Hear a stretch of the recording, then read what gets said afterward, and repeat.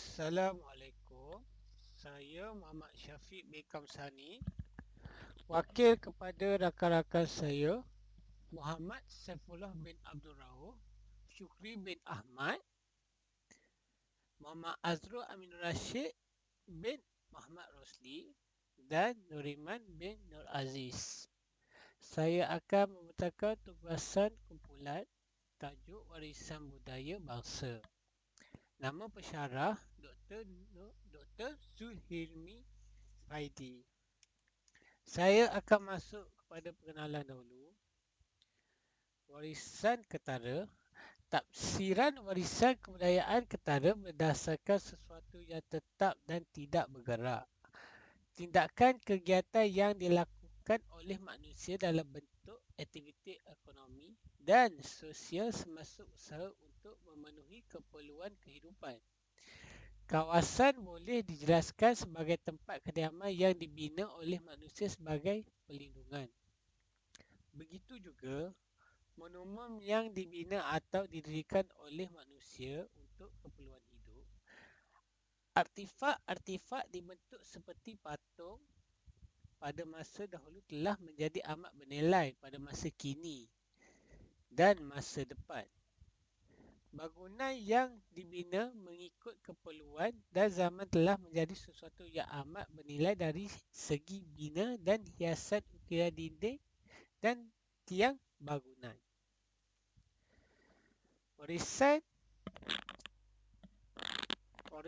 tidak ketara, mana-mana bentuk ungkapan, bahasa sebutan lidah, pepatah, lagu yang dihasilkan melalui muzik, not lirik boleh didengar, nyanyian lagu rakyat, tradisi lisan, puisi, muzik, tarian sebagaimana yang dihasilkan melalui seni pentas, persembahan teater, perubahan bunyi dan muzik, seni membentangkan diri yang telah wujud atau wujud berhubung dengan warisan Malaysia atau mana-mana bahagian Malaysia atau berhubung dengan warisan masyarakat Malaysia. Masuk kepada warisan budaya Malaysia, kita masuk pada kota Formosa dahulu. Bentuk dia diperbuat daripada batu bata. Terdapat meriam di sebelah kubu tersebut. Ciri-ciri dia, tempat peninggalan sejarah, kepunyaan Portugis untuk melindungi Melaka dari penjajah lain. Kota Cornwallis, bentuk kota lama yang berbentuk bintang 5 bucu. Ciri-ciri, didirikan pada tahun 1786, dinamakan sempena Gubernur Jeneral India Charles Cornwallis. Masuk pada Makam Masuri, bentuk ia terletak di sekitar 12 km dari Kuah. Terletak dalam kawasan kompleks kota Masuri, Bukit Ulu, Melaka. Ciri-ciri di mana Masuri binti Pandak Maya di Pulau Langkawi, Kedah. Bangunan Sultan Ibrahim pula bentuk terletak di Bukit Timbalan di Johor Bahru, Malaysia, merupakan bangunan tertinggi di Melaya semasa zaman sebelum merdeka lagi. Ciri-ciri dia merupakan bekas bangunan Urus Setia Negeri Johor. Ciri kedua, kerajaan kolonial British mencuba untuk melaraskan pentadbiran negeri di sana. Ini contoh-contoh kraft tangan. Kraft tangan dulu ada labu sayur, congkak. Masuk pada permainan tradisional. Okey, warisan kepelbagaian kaum. Kaum Melayu dulu. Kumpulan antik terbesar di Malaysia. Beragama Islam serta mengamalkan kebudayaan Melayu, berbahasa Melayu dan mempunyai keturunan Melayu. Orang Melayu terkenal kerana peramah dan budaya seni mereka yang sangat kaya. Baju kurung, ia merupakan sejenis baju longgar yang labuh, kadang-kadang hingga ke lutut, dan dipadankan dengan kain panjang yang berlipat di tepi. Baju kurung juga boleh digandakan dengan kain tradisional seperti songket atau batik. Lazimnya, pakaian ini digunakan dengan kain selendang atau tudung kepala. Masuk pada baju Melayu pula, merupakan pakaian tradisional kaum lelaki.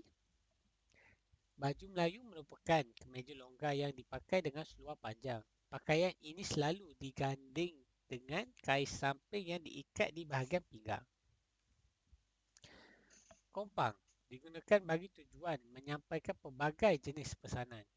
Amaran mengenai musuh sehinggalah bagi tujuan pengumuman majlis perkahwinan. Ia juga digunakan dalam pelbagai persembahan acara kemasyarakatan.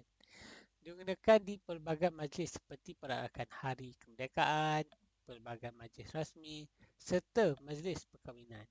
Berbentuk seperti sebiji tamborin tanpa kepingan besi di sekelilingan. Ia selalu dimainkan secara berkumpulan. Masuk pada kaum Cina pula, kumpulan etnik kedua terbesar di Malaysia. Mereka terkenal kerana kuat bekerja dan pandai berniaga. Tiga kumpulan kecil kaum ini yang berbicara di elit Cina berbeza adalah Hokkien yang tinggi di utara Pulau Pinang, Cantonese yang tinggal di Kuala Lumpur dan juga kumpulan bertutur bahasa Mandarin yang tinggi di kawasan selatan tanah air Johor.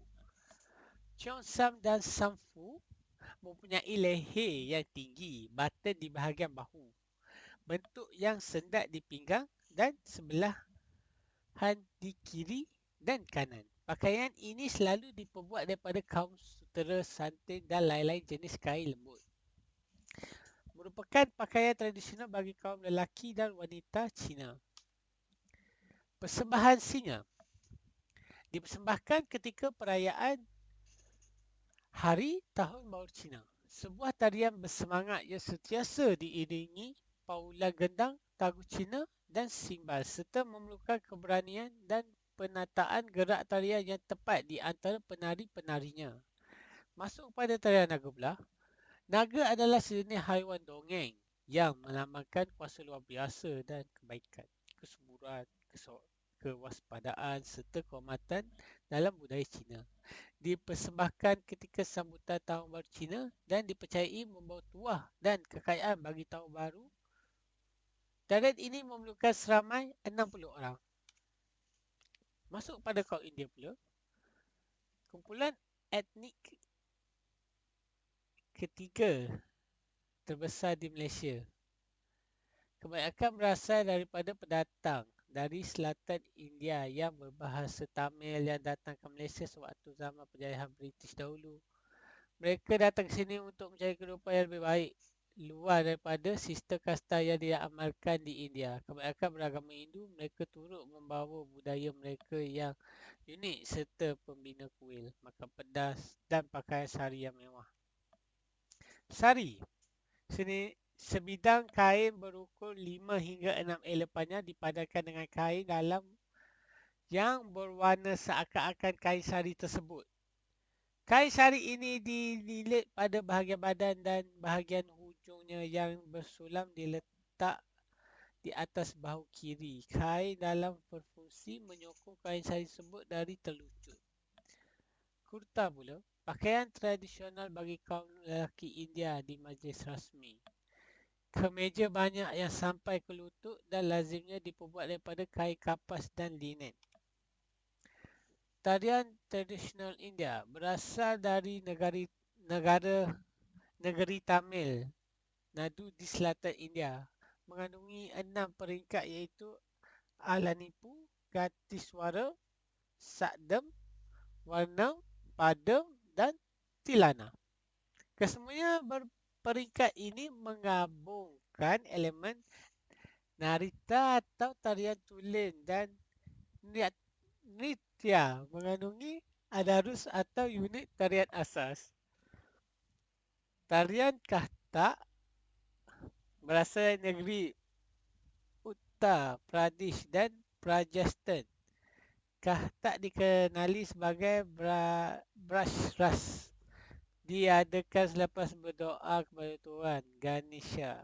Muzik digubah berasaskan lirik seperti Tumri, Badal, Ghazal dan Kavita. Gabungan antara unsur pemuja dan luahan perasaan yang mendalam dalam diri seorang manusia.